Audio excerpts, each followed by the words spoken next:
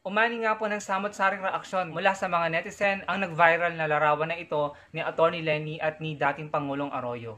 Alam niyo po mga kababayan, kung kayo po'y nalungkot or nakapag-isip ng negatibo or siguro nagulat nung nakita niyo ang larawan na ito, alam niyo po, valid yan. Valid po yung naramdaman niyo at naisip niyo. Pero para po sa akin, kung ako po ang tatanungin niyo, wala po akong nakikitang masama dito at wala po tayong dapat ipag-alala. Kasi unang-una, si Atty. Lenny po ay matalino. Malaki po ang tiwala ko sa kanya at naniniwala ako na ang bawat gagawin niya na may kinalaman sa politics, ang makikinabang ay ang mga Pilipino. Yan po yung unang-unang pinangahawakan ko at pinaniniwalaan. Pangalawa, ang sabi po ni dating Pangulong Arroyo, ang pinag-usapan nila ay ang politika sa Bicol. Ayan po, hindi man dinitalya ni dating Pangulong Arroyo ang impormasyon patungkol sa napag-usapan. Ang sabi niya, they talk about Bicol politics. Kung meron man silang pinag-usapan na hindi natin alam, or confidential, naniniwala pa rin ako na yung napag-usapan na yun ay may kinalaman sa ikabubuti po ng ating bansa. Kaya ako po ay personally, wala akong nakikitang masama dyan at hindi po ako nalungkot. Medyo nagulat lang ako dahil ang naisip ko, maaring may mangyari na ikatutuwa ko or ikatutuwa nating mga Pilipino.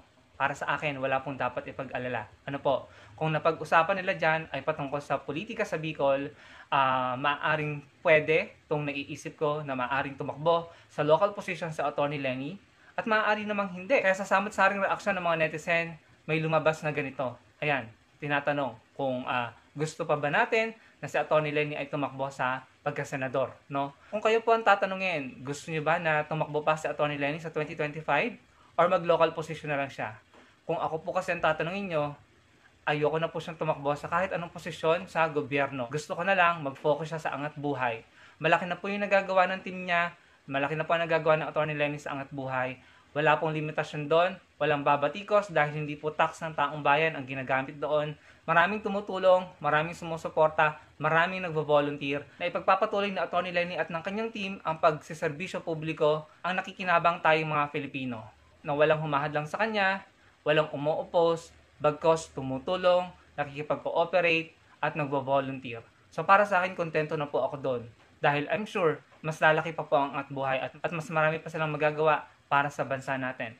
Ngayon, in the event na mag-decide sa Atty. Lenny na tumakbo sa local government sa Bicol, or sa national sa 2025 bilang senador, or sa 2028 bilang presidente, ako po ay nakahanda ulit tumulong, mangampanya, at sumuporta para sa kanya. Sana kayo rin po. In case na manawagan ng mga tao na tumakbo siya sa national position or local position at kung mag-decide siya na pakinggan ang panawagang ito, nandun pa rin po ang suporta ko, ang suporta natin at patuloy po tayong magba-vlog at gagawa ng content para po tulungan siya na malabanan ng mga fake news na ikinakalat sa kanya at maipaalam sa ating mga kababayan ang ginagawa nila sa angat buhay. So uulitin ko po, para po sa akin, wala po tayong dapat ipag-alala sa pagkikitang ito ni Atty. Lenny at ni dating Pangulong Arroyo. Kung yan po ay para sa bansa, wala pong masama dyan. At naniniwala ako na alam ni Atty. Lenny ang kanyang ginagawa. Matalino yan sa Atty. Lenny. Kabaliktaran ng ipinakakalat ng mga troll at ng mga fake news peddler. Kaya naman para po sa akin ay wala po tayong dapat ipag-alala. So kung kayo po ang tatanungin, ano pong naramdaman nyo nung nakita nyo ang picture na ito? And gugustuhin nyo pa rin po ba na tumakbo si Atty. Lenny sa local or national position? Ano pong inyong opinion dyan? Ilagay nyo lang po sa comment section below. Patuloy po tayong gagawa ng content at magbablog para po sa bansa natin, para po labanan ng fake news at makapag-raise po tayo ng awareness. Pakilike po ng video natin at makapag-comment po sana kayo at magkita-kita po tayo sa susunod kong video. Marami pong salamat.